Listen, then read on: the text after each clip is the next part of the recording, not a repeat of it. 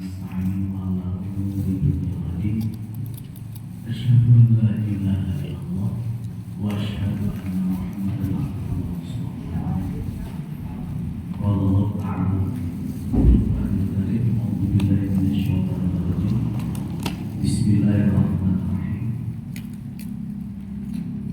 من عمل صالحا من ذكر أو أنثى وهو مؤمن فلنحيينه حياة طيبة ولنجزينه أجره بأحسن ما كان يعمل. Sadaqallah.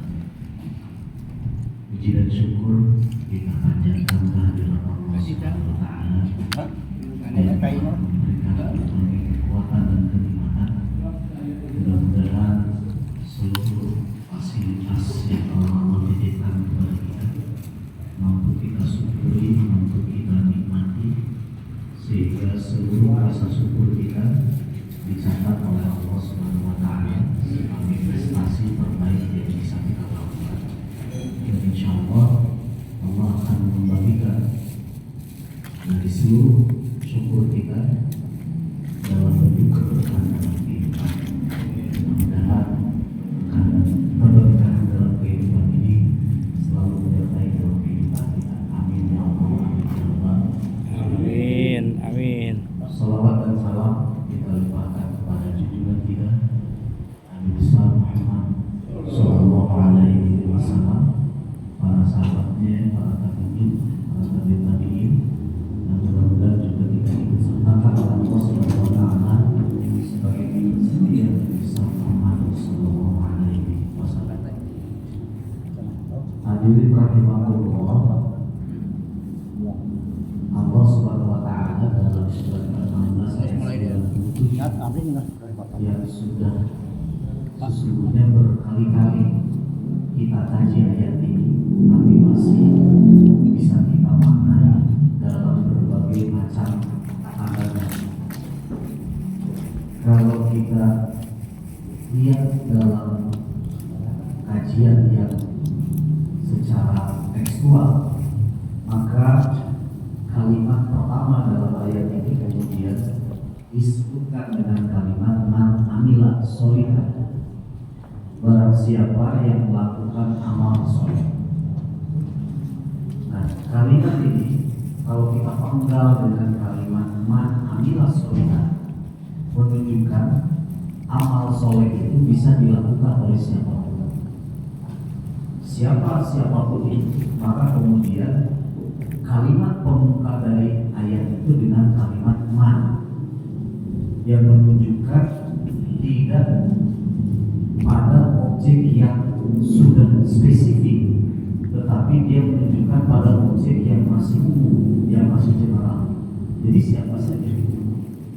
Nah, siapa saja ini menunjukkan juga dalam teori kebahasaan itu menunjukkan kepada orang yang berakal.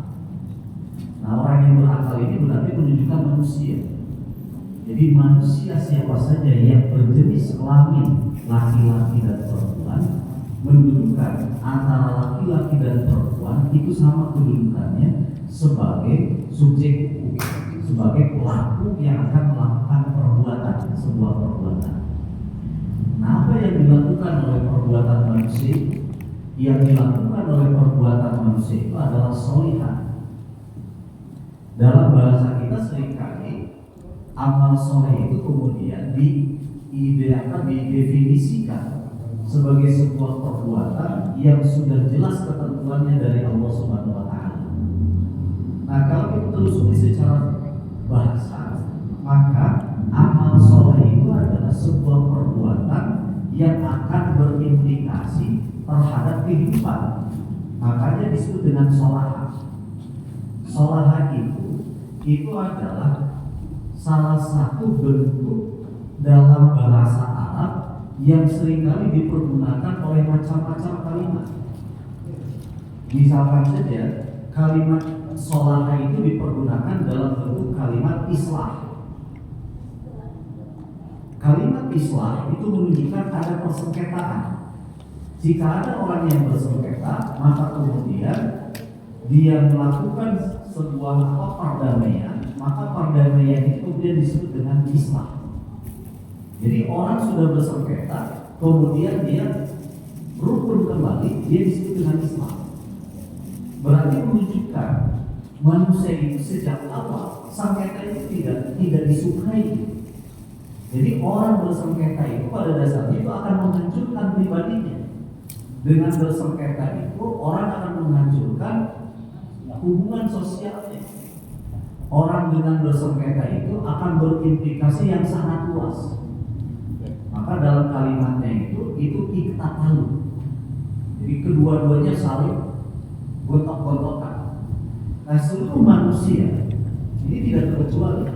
Seluruh manusia jika dia melakukan sebuah persengketaan, maka pada dasarnya mereka akan merasakan ketidaknyamanan. Biar nyaman, maka kemudian harus diislahkan kembali. Nah, ini menunjukkan kalimat islah itu adalah diterjemahkan dengan arti selaras. Selaras dengan apa? Selaras dengan kehidupan. Jadi kalau orang selaras itu pada dasarnya dia islah, maslahat, gitu. Orang tidak selaras berarti dia tidak maslahat. Maka orang yang tidak maslahat kemudian dalam Al-Quran disebut dengan pasar, rusak. Nah, rusak itu berarti menunjukkan ada tatanan yang sesungguhnya dia awalnya benar, kemudian dia rusak sendiri, akhirnya berakibat negatif, maka dia disebut dengan pasar. Dari yang umumnya kemudian dalam Al-Quran disebut wala tufsidu fil ardi ba'da islahiha. Jangan kalian merusak di muka bumi ini setelah Allah Subhanahu wa taala mengislahkan seluruh komponen yang ada di muka bumi, termasuk di dalamnya manusia. Jadi kita bagian dari makhluk Allah yang Allah ciptakan untuk tinggal di bumi, maka dia sesungguhnya selaras dengan dirinya, selaras dengan manusia yang sejenisnya, selaras dengan alam semesta. Termasuk alam semesta ini sudah selaras semuanya. Jadi tidak ada yang tidak selaras. Maka kita bisa menyatakan diri. Kalau kita, contoh pribadi, kalau antara hati nurani dengan pikiran tidak klop, maka langsung dampaknya rusak. Rusak apa? Rusak hati jadi gelisah, hati jadi panas. Itu karena tidak selaras. Tapi kalau selaras antara hati kita dengan pikiran kita, apapun yang terjadi di hadapan kita, kita nyaman saja. Melihat objek di luar kita, karena kita selaras antara nurani kita dengan pikiran kita, maka kita merasakan kenyamanan, ketumaninaan. Itu namanya Islam. Maka Bapak Ibu sekalian, kalau kita merasakan ada sesuatu yang tidak cocok dengan diri kita, berarti itu harus diselaraskan kembali. Sebelum kita menyelaraskan antara diri kita dengan orang lain, maka pertama kali harus diselaraskan pribadi kita dengan diri kita. Gitu. Setelah pribadi kita dengan diri kita sudah selaras, maka pasti dan dipastikan dia akan berhadapan dengan perilaku orang lain yang sesungguhnya diciptakan oleh Allah Subhanahu wa taala selaras, tetapi seringkali menjadi banyak persoalan kembali. Nah, bagi manusia itu adalah bagian dari proses bagaimana kata Allah Subhanahu wa taala, liyabluwakum ayyukum ahsanu amala. Bagaimana Allah Subhanahu wa taala menilai setiap orang itu harus mampu meningkatkan aktivitas amal yang lebih baik. Jadi setelah manusia memahami keselarasan, maka harus ditingkatkan pada komponen, pada tingkat yang kedua. Tingkat yang kedua itu adalah ahsan, sebaik-baiknya amal. Liyabluwakum ayyukum ahsanu amala. Allah akan menguji dari seluruh, dari seluruh komponen-komponen kehidupan yang asalnya selaras, kemudian terjadi perselisihan dalam dirinya, kemudian dia sudah diselaraskan kembali, maka bagi orang yang beriman harus meningkatkan itu bukan hanya persoalan selaras, tapi persoalan bahwa apa yang dia lakukan bukan atas dasar kemanusiaan, tapi apa yang dia lakukan atas dasar keimanan kepada Allah Subhanahu wa Ta'ala. Nah, inilah yang berbeda. Jadi kalau kita hidup kita selaras, orang lain selaras, yang muslim selaras, yang tidak muslim juga selaras, sama begitu, nggak ada bedanya. Kita senyum ke orang sama, non-muslim senyum ke orang lain sama, nggak ada bedanya. Kita senyum sesama muslim sama, kita senyum dengan non-muslim sama, nggak ada. Itu kan menyelaraskan saja, menyelaraskan antara kita dengan orang lain, karena dia manusia, kita manusia. Kalau ketemu pasti tersenyum dengan siapapun, itu selaras saja yang begitu. Tapi bagi orang yang beriman bukan hanya persoalan keselarasan. Bagi orang yang beriman itu adalah persoalan apa yang dia upayakan itu adalah bagian dari proses meningkatkan kualitas keselarasan menjadi kualitas kesadaran yang kemudian disebut dengan ihsan. Ya Allah, tapi kita sendiri bukan karena persoalan selaras, tapi Engkau memerintahkan kepadaku untuk melakukan proses ini. Maka kemudian disebut saja senyum juga bagian dari proses ibadah. Kalau tidak ada rasa itu, ya itu masalah saya, itu mah islah saja, maslahat saja dalam hidup ini. Gitu. Nah, maka Bapak Ibu sekalian, syarat mutlak yang seharusnya, yang selanjutnya kata Allah Subhanahu wa Ta'ala dalam surat ke-16 ayat 97 itu, amal soleh itu belum cukup menjadikan manusia di hadapan Allah memiliki prestasi pun cukup. Kenapa? Karena dilanjutkan oleh Allah Subhanahu wa Ta'ala dengan kalimat wa huwa mu'minun. Dia beriman. Itu kata kunci yang lainnya. Jadi kalau amal soleh itu dipastikan seluruh makhluk Allah dalam hal ini manusia, maka dia dipastikan akan melakukan amal soleh, yaitu amal yang bentuknya adalah menyelaraskan diri dia sesama manusia, menyelaraskan diri dia dengan makhluk-makhluk Allah yang lain dalam taraf ini sama. Betul. Maka bagi manusia yang beriman, keselarasan itu ditingkatkan melalui proses apa yang kemudian disebut dengan wa huwa mu'minun. Iman dalam amal soleh itu kemudian disebut dengan istilah dalam Al-Quran itu liyabluwakum ayyukum ahsanu amala. Sebaik-baiknya amal dalam bentuk apa? Ihsan. Maka Bapak Ibu sekalian, kita ingat langsung pada skema bahwa Islam itu dibentuk dan tidak boleh kurang, tidak boleh lebih dari 3 komponen itu: iman, Islam, ihsan. Tapi skema itu sudah dipahami oleh kita semua. Jadi kalau kita beragama Islam, memahami Islam, pasti komponennya 3: iman, Islam, ihsan. Iman ada urusannya dalam batin, ihsan urusannya adalah fisik, perilaku fisik, aktivitas fisik. Ihsan adalah perilaku kesadaran di mana nurani dan fisik menganggap dirinya dilihat oleh Allah, disaksikan oleh Allah.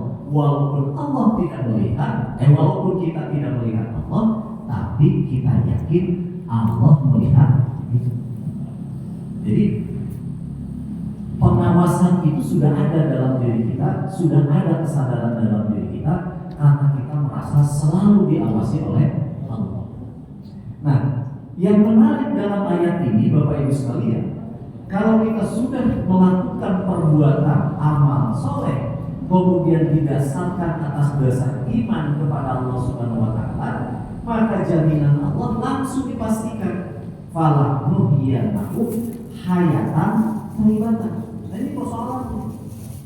Allah akan menghidupkan kalimat hayyun. Nah, Bapak Ibu sekalian, kalimat hayyun itu juga dalam Al-Quran berkaitan dengan beberapa istilah. Contoh, kalimat hayyun itu seringkali langsung disamakan, diikut sertakan dengan Allah Subhanahu wa Ta'ala, yang seringkali kita baca dalam ayat kursi. Allahu la ilaha illallah al-hayy al-qayyum, menunjukkan orang mau merasakan hidup itu harus dikaitkan dengan pemilik hidup. Siapa pemilik hidup itu? Allah. Maka orang tua kita dulu seringkali mengajarkan ke anak-anak kita, awas ayat kursi harus dihafal. Kenapa? Karena manusia seringkali lupa. Hirup nama hirup, tapi tidak ada yang menyatakan, tidak ada yang merasakan dalam diri bahwa hidup ini bukan dihidupkan oleh kita, bukan otomatis hidup ini, tetapi hidup itu adalah ditegakkan oleh Allah. Sebab kalau Allah tidak menghidupkan kita, alias mati. Kan membuktikan bahwa hidup ini itu ditegakkan oleh siapa? Kok bukan oleh manusia, kita sebagai manusia bukan, tapi oleh Allah yang memiliki kehidupan itu. Jadi kita hari ini hidup bukan atas dasar diri kita, tetapi atas dasar pemilik kehidupan. Siapa pemilik kehidupan? Allah. Maka Allah kemudian disifati dengan Al-Hayy, pemilik kehidupan. Setelah pemilik kehidupan, Al-Qayyum, penegak kehidupan. Jadi kalau kita kata Allah Subhanahu wa taala dalam surat An-Nahl itu disebutkan, kalau dia sudah mengamalkan sebuah amal soleh kemudian dia iman, dipastikan oleh Allah Subhanahu wa taala pasti dia akan menemukan hakikat kehidupan. Jadi kalimatnya berarti menunjukkan hakikat kehidupan itu. Makna hidup itu karena manusia sadar hidup itu didasarkan atas dasar iman kepada Allah, bukan atas dasar kesombongan diri kita karena kita wah kita apa-apa enggak. Maka jika manusia sudah lupa diri terhadap aspek kehidupan ini, cepat baca ayat kursi. Allahu la ilaha illa huwal hayyul qayyum. Lebih menariknya lagi Bapak Ibu sekalian, dalam ayat kursi ini diawali dengan Allahu la ilaha illa, menunjukkan manusia itu seringkali gila. Manusia itu seringkali hilang orientasi. Karena apa? Hilang orientasi karena hilang. La ilaha illa, la ilaha illa huwa disebutkan kembali secara grammar, secara tata bahasa. Dalam ayat itu disebutkan manusia itu seringkali dia hidup, tetapi hidupnya tidak dengan Allah, tapi hidupnya itu hanya hidup yang semu. Hidup yang semu itu berkaitan dengan apa? Dengan ilah. Ilah itu apa? Langsung ingat dalam pikiran kita. Ilah itu adalah sesuatu atau segala sesuatu yang mungkin ada ataupun yang diada-adakan dan dianggap dia berharga untuk menopang kehidupan, itu ilah. Dipuja, dipuji. Berarti dihadir-hadirkan saja. Nah Bapak Ibu sekalian, kalau ke ilah biasanya manusia gabungnya luar biasa. Kenapa ke ilah itu sangat luar biasa? Karena dia merasakan ilah itu adalah penopang hidupnya. Punten. Misalkan saja secara faktual, secara fakta, kalau orang sudah mempercayai jimat tertentu, itu membangun optimisme dalam diri, mencari nafkah itu misalkan saja, jampe-jampe dagang. Itu kan membangun optimisme yang luar biasa. Percayanya sangat luar biasa. Takut Allah beri di pasian jangan jenggampi. Itu memang gelarnya gitu. Kenapa? Karena optimisnya sangat luar biasa.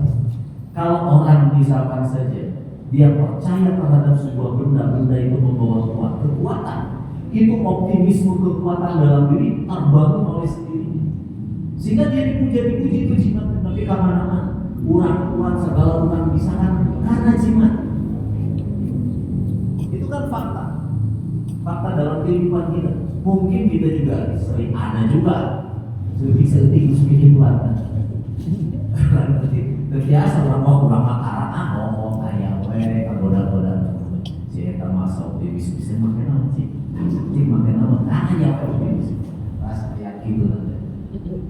Nah, kenapa bisa seperti begitu? Karena kita merasakan memang benda itu dianggap ada efek positif dalam diri kita, kemudian kita membuka nurani kita untuk hadir efek positif itu yang dihadirkan oleh pikiran positif. Naik awas gitu tuh. Nah ini masalah. Kalau masa begitu-begitu amat, nggak ada yang salah berarti. Ada keyakinan yang sangat lemah terhadap Allah, tetapi terhadap kita sangat luar biasa. Bukti, Bapak Ibu sekalian, bukti. Kalimat Al-Hayyu juga kemudian seringkali digunakan oleh Allah Subhanahu Wa Taala, bukan oleh Allah, dalam kalimat hayat, hayyun, hayya 'ala sholat. Itu kan dari kalimat hayyu. Hayya 'ala sholat. Sholat itu adalah memberikan kehidupan, lalu diterjemahkan bahasa Arab. Hayya 'ala sholat, hari urang hirup ku sholat. Tapi mana diterjemahkan begitu? Tapi mana begitu? Jadi kalau manusia yang beriman mau memperbaharui hidupnya agar hidupnya itu optimis, hidupnya menemukan sebuah kemudahan, hidupnya menemukan ketumaninah dan lain sebagainya, jawab panggilan Allah dalam bentuk apa? Hayya 'ala sholat. Nah, jawabannya apa? Nah, Allah. Kenapa tidak hayya 'ala sholat? Kenapa? Karena sumber kehidupan yang akan mencerminkan kepada kebahagiaan pada hakikatnya bukan milik kita, tetapi Allah lah yang memberikan kekuatan itu. Sehingga jawaban yang kita jawab bukan hayya 'ala sholat, tapi la haula wala quwata illa billahil aliyyil azim. Menunjukkan, ya Allah, aku ingin itu melakukan itu, tetapi sesungguhnya aku tidak akan mampu melakukan itu kecuali Engkau memberikan kekuatan kepada diriku. Disebut oleh tadi suara adzan. Disebut suara adzan. Adzan itu dalam bahasa Arab, kemarin kita sudah jelaskan. Adzan itu dalam bahasa Arab itu udunun. Udunun itu cepil telinga. Jadi kalau ada suara adzan, enggak cari miskin telinga teh, karena dia akan disambut awal hidup itu oleh respon di mana telinga itu merespon suara. Kalau suara itu tidak direspon oleh telinga, maka gerak ini tidak akan ada kesadaran. Siapkan telinga ini untuk mendengar izin Allah, adzan Allah, panggilan Allah. Kalau adat itu sudah didengar oleh telinga kita, maka muncul izin, kurang izin, gitu. Muncul izin naon ACC di Allah. Kenapa Allah meng-ACC kita? Karena kita sudah menyambut panggilan Allah. Ya Allah, aku ingin hidup dengan cara hidupmu. Maka aku telah mendengarkan ayat Engkau dan aku meminta pertolongan kepada Engkau untuk mampu menggerakkan aku hidup bersamamu dalam kehidupan yang sangat luar biasa, dalam hal ini dalam bentuk sholat. Bapak Ibu sekalian, rasa-rasanya kalau hidup ini pakai hati, bahasa dasar, pakai hati asal tumaninah sama Allah teh. Kan orang sok tara pakai hati, pakai hati buaya, pakai hati atau balik sholat. Nya sholat menarian PBG Ohaya. Tapi yang paling penting itu bagaimana nikmatnya sholat didasarkan atas dasar kesadaran diri. Allah jamin efek positif dari sholat itu ada langsung diterima. Itu jaminan dari Allah, itu dalam ayat Al-Quran. Falam aku hayatan thayyibatan. Bapak Ibu sekalian, langsung setelah hayya 'ala sholat apa yang diungkapkan? Simbolisasinya itu kemudian disebutkan kalimatnya itu setelah sholat, hayya 'ala sholat, hayya 'ala falah. Hidup itu adalah al-falah, keberuntungan. Jadi cara mikirnya, kata Allah Subhanahu Wa Taala dalam adzan ini, ya, dalam panggilan adzan ini, setelah kita menyambut seluruh aspek hidup ini berikut serta dalam komponen kehidupan dalam bentuk sholat, maka kemudian dengan sholat itu juga akan berimplikasi pada al-falah, keberuntungan. Coba kurang ditemukan bangun sholat untuk pada disambut orang, nah semua ada disambut, anu campur disambut orang, iya mana sepupu pasti disambut. Nah ini kalimat hayya 'alas shalah hayya 'alal falah terus saja. Nah bukan efeknya, kalimat selanjutnya dalam Al-Quran juga Bapak Ibu sekalian, dalam hadis misalkan saja dipergunakan, dalam bahasa Arab dipergunakan kalimat al-hayy juga, itu langsung kalimat menjadi al-haya.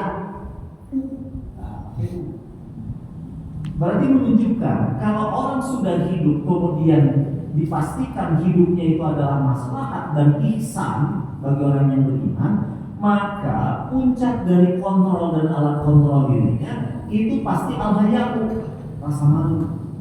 Maka dalam hadis disebutkan al-haya'u minal iman. Rasa malu itu adalah bagian dari iman. Kenapa rasa malu bagian dari iman? Sebab tadi orang mau melakukan perbuatan maslahat kemudian ditingkatkan menjadi ihsan, ada sebuah kesadaran dalam diri yang menghidupkan itu adalah Allah Subhanahu wa taala.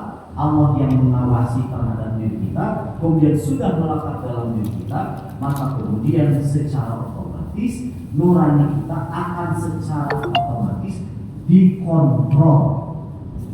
Dari ngelakuin diri asa isin, nah isin tahu. Bahkan mungkin Bapak Ibu sekalian, kalau tingkat tertinggi misalkan saja, mohon maaf, ini tingkat tertinggi saja. Indikator yang terbaik misalkan ada waktu adan kita langsung sambut sholat, itu kan terbaik tuh. Ada adan disambut sholat langsung bergegas ke masjid berjamaah minimal. Adan langsung sholat tepat waktu di masjid berjamaah mungkin bisa jadi 5. Nah ini biasa sudah kita lakukan. Pada satu saat Bapak Ibu sekalian, jika ini kemudian tidak dilakukan oleh kita, kemudian ada rasa dalam diri, ada sesuatu yang hilang. Padahal tenang. Sholat duhur misalkan jam 8, misalkan saja jam setengah 12, kita sholat jam 12 jam 1 jam 2 bahkan setengah 3 itu paling ujung-ujungnya disebut orang yang lalai. Tapi tenang. Kalau kita pakai hukum tidak masalah, sholat setengah 3 dulu nggak masalah. Pasaran hukum nggak masalah. Sebab sholat ada batas minimal waktu dan ada batas maksimal waktu. Ada awal waktu, ada pertengahan waktu, ada akhir waktu. Di awal ganjarannya segini, di tengah ganjaran segini, di akhir ganjaran segini. Nggak masalah. Kalau pakai hukum. Tapi persoalannya Bapak Ibu sekalian, kalau kita tanya pakai rasa malu nggak? Ulah hukum, textbook bukan hukum fikih. Ngomongin jangan pakai fikih, langsung ke ke sana. Isin ke sholat, telat gitu. Sudah ngalakat tadi, isin. Padahal mau fikih nggak jadi masalah. Sholat asar jam 1:30 maghribnya jam 6 tenang. Suruh fikih. Mau pakai usul fikih. Alhamdulillah yang tadi perintah itu nggak usah bersegera, sebab masih ada waktu. Pakai dalil saya. Wali fikih mah ayat dalil Korea itu naon. Benar. Alim mutlak itu ada kaidah fikihnya. Al aslu fil amri la yaqtadil fawra. Asal dalam perintah tidak membutuhkan harus segera dilaksanakan pada waktu itu. Kenapa? Kata orang fuqaha, karena ada batas terendah dan ada batas tertinggi. Nah, aku fikih. Tapi orang yang masuk fikih itu adalah orang yang bahasa hukum ternyata ikutan bisa diambil fikih kasih kan. Itu versi populer dan yang mudah berarti dipakai ekspor parlemen segala bagi orang yang beriman bukan itu awalnya. Kesadaran dalam diri untuk langsung bergegas memenuhi panggilan Allah sampai sana. Jadi kalau kita sudah biasa sholat berjamaah kemudian tidak berjamaah, asalnya enak banget enteng. Nah Bapak Ibu sekalian, kalau kita sudah punya rasa itu, berbahagialah. Orang itu merasa nikmat ya tante. Jadi kehilangan tadi itu berjamaah atau ayo orang berjamaah aja, tapi itu berjamaah pas waktu. Asal nah tete, asal enak lah. Bapak Ibu sekalian, jika itu sudah ada dalam diri kita, menunjukkan ada pengawasan yang sangat luar biasa yang sudah ditanamkan oleh diri kita, dan jasad ini mendukung kita.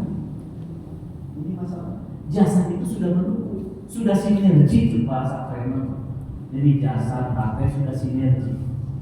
Untuk kadang-kadang di medsos itu Bapak Ibu sekalian ada pesan-pesan begini. Kalau Allah sudah sayang kepada manusia, di hadis juga disebutkan di sini. Waktu malam kemudian kita sudah terbangun antara jam 2, jam 3, jam berapa saja. Itu menunjukkan ada Allah sudah sayang kepada kalian. Karena ada kesadaran langsung hujan jam 2, jam 3, setengah 4 sampai subuh. Berarti menunjukkan bahwa jasad ini sudah like dengan alam harus bangun. Nah itu bangun namun kan gitu. Lain kalau dalam banyak yang pikir biasa dalam bagi orang yang beriman ada waktu yang harus diisi minimal dengan apa? Istighfar. Astagfirullahaladzim. Puternya ada orang deh. Wah Pak pasti tahajud tuh. Ayah bangun mah ayah gila. Tapi mana ya? Ayah orangnya kurang. Mungkin Nabi dan Rasul mungkin wah oleh apa namanya karena sholat tahajud dia orang makan sholat oleh ya itu juga yang sholat tahajud minimal kalimat astagfirullah istighfar kan dalilnya wabil asari biasa di waktu-waktu sahur itu orang yang beriman itu melakukan istighfar ya orang yang ngile gelisah sholat gelisah masih kena gelisahnya minimal dari gogolean ya astagfirullah istighfar dan itu mobil asari biasa di waktu-waktu sahur mereka melakukan proses istighfar kan jadi banyak alternatifnya. Wah Pak kami mau atas istighfar atau tingkatkan kan dua sholatnya sabar itu yang minimal 2 rakaat asrokatnya sampai 1 rakaat minimal tingkat aku jadi 11 rakaat itu saja ditingkatkan kualitas itu. Satu saat Bapak Ibu sekalian, kalau rasa itu sudah ada dalam diri kita, insya Allah seluruh hidup kita, seluruh organ tubuh kita itu akan bersatu dan menjadi masalah dan sudah meningkatkan kualitasnya menjadi bisa. Nah Bapak Ibu sekalian, kalimat-kalimat haya itu kemudian disebutkan dalam surat yang selanjutnya, surat 16 ayat 97 itu falanuhyiyannakum hayatan thayyibatan. Sudah hidupnya disifati dengan kalimat apa? Dengan kalimat thayyibun. Ini luar biasanya Al-Quran ini. Allah yang memberikan kalimatnya. Sudah hidup yang baik, hidupnya itu kemudian memakai kalimat hayatun thayyibun. Hidup yang baik. Nah kalimat thayyibun dalam Al-Quran itu seringkali dikontradiktifkan dengan kalimat khabisatun, fahisatun. Itu macam-macam. Dalam bahasa ulama yang kalimat bagus itu seringkali kebalikannya itu diterjemahkan dengan kalimat yang busuk, jelek. Kalau busuk biasanya itu langsung identik dengan makanan. Eta yang makanan tuah dimakan, eta manis buruk, sudah busuk. Berarti menunjukkan Bapak sekalian, kalimat ini dalam Al-Quran juga sama, halalan thayyiban, yang halal dan yang baik. Menunjukkan kualitas hidup yang baik itu harus diawali menghindari sesuatu yang akan kita konsumsi tetapi dia berefek negatif. Itu apa? Makanan-makanan yang busuk. Nah, makanan yang busuk itu artinya macam-macam. Satu, memang busuk karena apa? Karena memang zat makanannya itu busuk, atau karena apa? Karena sifat dari makanan itu. Kalau busuk karena apa? Karena proses membuatnya. Di medsos itu ada apa ya? Seringkali ketawa sendiri kan? Makanan-makanan di perindapan itu pakai tanah, yang lancip. Makanannya bagus, tapi dia jadi busuk karena apa? Karena cara memprosesnya salah. Nah, ini kira-kira. Nah, maka kalimat Al-Quran begitu indahnya itu adalah hayatun thayyibun, itu harus diawali dari bagaimana kita memilah dan memilih sesuatu yang akan kita konsumsi. Sebab dari sesuatu yang akan kita konsumsi itu akan melahirkan kalimat yang positif ataupun kalimat negatif. Dari kalimat yang negatif itu akan melahirkan aktivitas yang positif ataupun aktivitas yang negatif.